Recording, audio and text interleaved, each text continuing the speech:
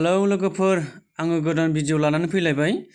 बे भिडिअआनो जाहैबाय नोंथाङा गावनि आखायाव थानाय मबाइलजों गावनि भटार कार्ड बेखौ माबोरै कारेक्सन एबा मबाइल नाम्बार आपडेट बेखौ माबोरै खालामो, आङो बिनि सायाव भिडिअ लानानै फैदों। नोंथाङा बे भिडिअनि गेजेरजोंनो माबोरै कारेक्सन बा मबाइल नाम्बार आपडेट जिखुनु कारेक्सन बेखौ खालामनानै लानो हागोन। भिडिअखौ जोबजासे नाय आरो बेफोरबायदि गोदान भिडिअखौ मोननो थाखाय आंनि चेनेलखौ साबस्क्राइब खालामाखैबा साबस्क्राइब खालाम आरो अल नटिफिकेशन बेखौ खालामनानै ला, जाहाथे बेफोरबायदि गोदान भिडिअआ नोंथांनियाव आं जेब्लानो हगारो अब्लानो फार्स्ट टाइम मोननो हायो। अब्ला भिडिअखौ नायलांदो।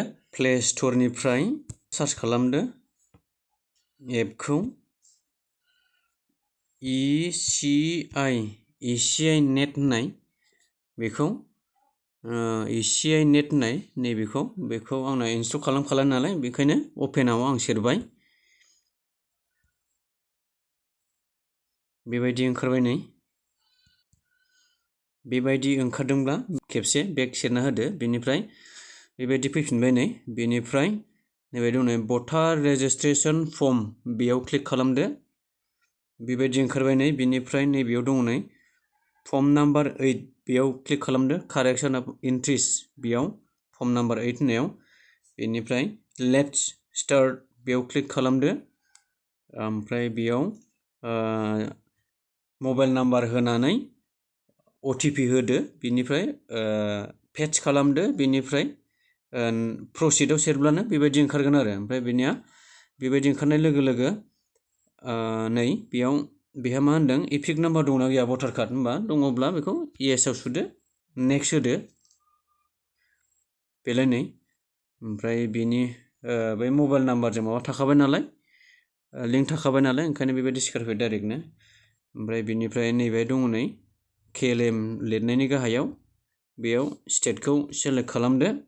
बेनिफ्राय फेटच डिटेल्स, बेयाव क्लिक खालामदो।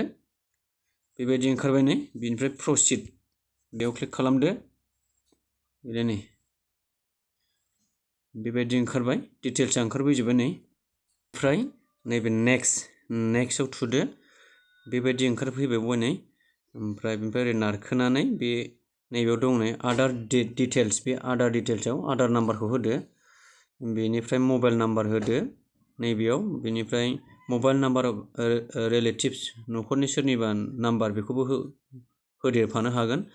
बेनिफ्राय गासिबो अपसनखौ फिलआप खालामजोब्बायब्ला बेनिफ्राय नैबे नेक्स्ट, बेयाव थुदो। बेबायदि ओंखारबाय नै। बेनिफ्राय नैबे दङ नै correction of entries in existing electoral roll, बेयाव क्लिक खालामदो सेकेन्ड अपसनाव। बेनिफ्राय नेक्स्टआव थुबावदो।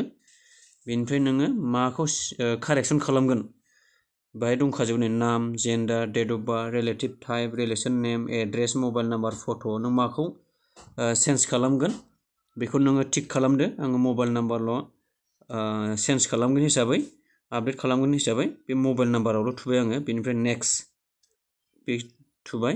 बेनिफ्राय दाना नैबे नों बबे मबाइल नाम्बारखौ होगोन बेखौ बेयाव होदो।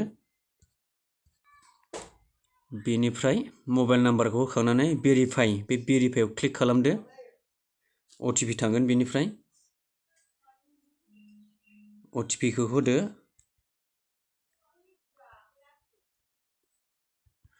OTPखौ होनानै बेनिफ्राय भेरिफाइ, बे भेरिफाइआव क्लिक खालामबावदो। बेलाय नै भेरिफाइ जाबायनो। बेबायदि ओंखारखाबाय नै। ओमफ्राय बेनिफ्राय नेक्स्ट होदो। बेबायदि ओंखारबाय नै। ओमफ्राय बेनिफ्राय बाहाय नाम ओंखारफैबावबाय नै, नेम अफ एप्लिकेन्ट, नामा ओंखारफैखाबाय नै।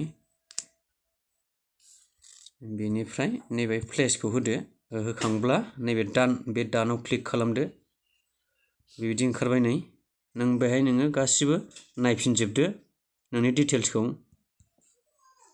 बेनिफ्राय बे डिटेल्सखौ नायजोबखांबायबा, जुदि कारेक्ट दङब्ला ओरै नायजोबदो नै। ओमफ्राय बेनिफ्राय नायनानै नैबेयाव दङ नै इ साइन अर साबमिट, बेबायदि लिरनाय दङ नै, बेयाव क्लिक खालामदो। बेलाय नै बेबायदि ओंखारबाय नै।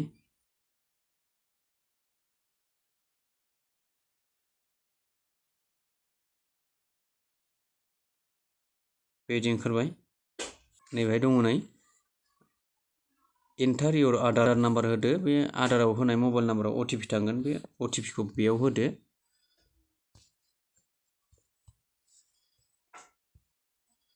बक्स दङ नै बाहाय, बे बक्सआव टिक खालामदो। ओमफ्राय बेनिफ्राय नैबे साबमिट दङ, नैबे साबमिट बेयाव क्लिक खालामदो। बेलाय नै बेबायदि ओंखारबाय। नै बे जाय इयर रेफारेन्स आइडि नाम्बार, बेखौ नोङो लानोबो हागोन। बेयो माने उनावहाय नोङो चेक खालामनो थाखाय बेखौ स्क्रिनशट खालामनानै लादो। बेनिफ्राय नैबे दङ नै अके, बे अकेआव क्लिक खालामब्लानो जाबाय आरो अब्लानो साक्सेसफुल जाबाय।